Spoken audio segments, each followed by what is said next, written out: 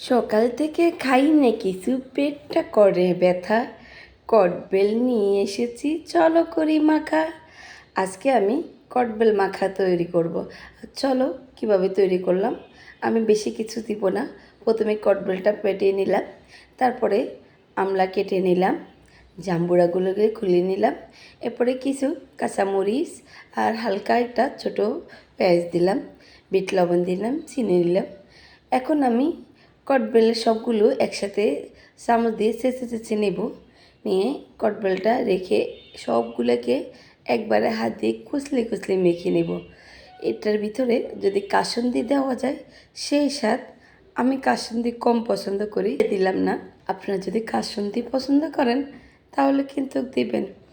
আজকে কটবেল খেলাম, আর পার্শ্ববর্তী ভাবির কথা এত মনে পড়লো। ভাবি প্রত্যেক দিন এসে জিজ্ঞেস করে, ভাবি কী করেন, কী রান্না করেন। আজকে দরজার দিকে তাকাই থাকি, ভাবি আসলো না। একা একা কি খাওয়া যায় বলেন? একা একা কোনো কিছু টক জাতীয় জিনিস খাওয়াটা ভালো না। আর দেখলাম ভাবি এসে জিজ্ঞেস করবে ভাবি কী খান, তখনই আমি ভাবিকে দেব। তারপরে অনেকক্ষণ ধৈর্য ধরে দেখলাম যে ভাবি আসলো না, চলে গেলাম ভাবির বাসায়। যেয়ে দেখি ভাবির বাসায় তালা।